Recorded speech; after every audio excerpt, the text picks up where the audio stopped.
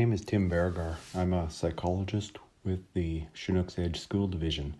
And what I want to do today is kind of talk about what we've termed as the Kite, which is a social emotional support tool and sort of a way to view behaviors that you see in your students and maybe have a little bit of a reaction or a response that kind of takes the control out of the hands of the student and puts it back into your hands, where I think we can all agree it probably should be.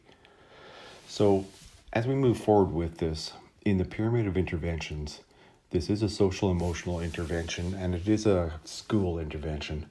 However, it is important to note that any kind of an intervention starts with a quality learning environment. So on this pyramid, it would be the bottom part. And you probably don't always realize it, but you do this every day. Proximity to students that are talking out, re-engaging students with tension, things like just calling their name or acting as their kind of surrogate prefrontal cortex. And we will talk about that a little bit more in a bit. So don't worry, this stuff won't be completely out of your wheelhouse, and it will be stuff that you probably already knew or stuff that you already have sort of known at some point in time. Over time, there's been a lot of talk about the developmental model and versus the behavioral model. So the developmental model would be stuff that is more of a relationship focused at its very principal idea. It's behavior as communication, building trust with students, making sure students are safe and valued in all ways, and really looking at the humanistic and the holistic student. As you move over towards the behavioral side, this is more of the older style B.F. Skinner kind of stuff where you have reinforcement and punishment and positive and negative for each. It involves currencies and all sorts of things like that. The focus is behavior change through the use of reinforcement. We'll talk about that as we go, but I just want you to know that neither is right and neither is wrong. It really depends on where we are on the spectrum and what the student responds to. Obviously, if you've been teaching long enough, you know it's never a bad thing to have a good relationship with students and to build trust, and not just with the student, but with the family as well. So we'll talk a little bit about that. There is a time and place for behavioral and reinforcement, but it's often done not really well, and so the result is really negligible. So we'll talk about how we can maximize the result, and we can go from there. Let's get into the Kite itself, or behavior management, flying kites for fun and profit. It's important to note that the idea of this is that it can be superimposed across all grades K to 12. It looks different in each of those grades, but it is based on neuroscience and relationship building.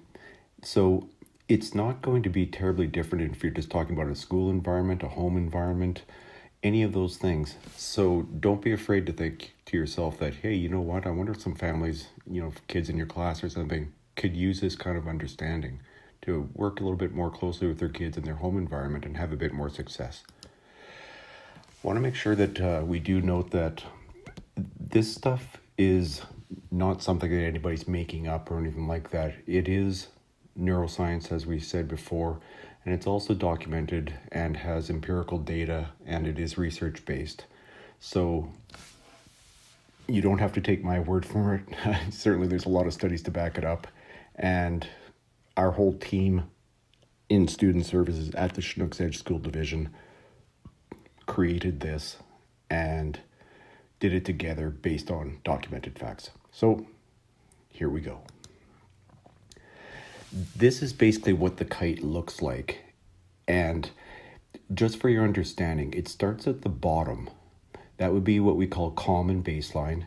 Then as the increase happens, it moves up towards the left into triggers, followed by agitation, acceleration, peak frustration, as you see, is right at the top. Moving down the right-hand side, de-escalation, through to recovery, and then the reconnection and the reparation of relationships.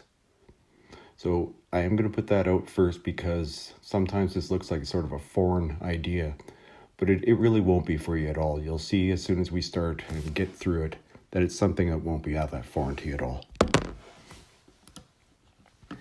Now, even before we get inside the kite and sort of look at how it works, I want you to understand a little bit that this stuff is not brand new and it's something that's not going to be foreign to you.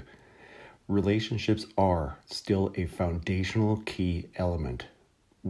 We have to build trust. We have to build that kind of positive interaction with students, or else this stuff diminishes in its ability to be effective. Behavior is still communication. And at times when I say except when it isn't, sometimes kids can be manipulative. Sometimes kids can use their behavior to try and get out of something or into something or whatever it is.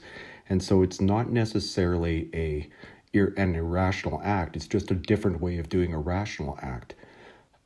I haven't forgotten about that. And certainly, I was a high school teacher when I was younger, and I understand that kids don't necessarily do things in a straight line, and a lot of times they can be doing something that looks one way but is really for another reason. Now, nothing beats good teachers doing good stuff. I've said before that the interventions always start with good pedagogical procedure, and that doesn't stop here. We have great teachers in our school division doing great things, and that's really kind of 90% of all of the classroom behavior interventions, or whatever you want to call them. Classroom management is done as just by being good teachers, considering processing, moving on, having good lessons planned, having the ability to move as the students move. I don't know, I used to call it dancing fast on my feet, but that stuff is all very important, and it's so effective. The next thing is that we've talked a lot about this as our team, and we understand that we're asking more and more and more from teachers all the time. We're asking at times for you to be social workers, mental health workers, parents, sometimes to the kids and sometimes to the parents of the kids. We get that, and so I really want to make sure I do mention that. If you remember back when you were in university, Abraham Maslow's stuff, and if you remember, it was a pyramid. At the bottom was kind of the basic needs, breathing, eating, all that good stuff. And then it moved into the top of the pyramid, which was some term he had called self-actualization.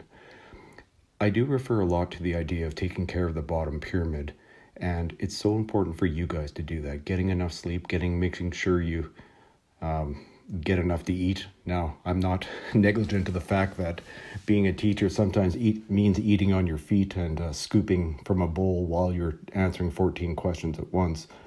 But I really want to make sure you understand, and or if anything confirmed for you, that stuff is so important. And finally, the idea of can't or skill versus won't or will. And this does apply. Sometimes what looks like a can't is actually a won't, and what looks like a won't is actually a can't. When we see behavior in students, it's kind of a knee-jerk reaction to think that it is a student being oppositional or defiant or those kinds of things. And so we immediately think that there's intentions behind this behavior that are just to be get attention or to stand out in class or to get your goat or my goat or whomever. And it oftentimes isn't, even though it looks like that. And we do want to talk to that as I move on in this. It's important to know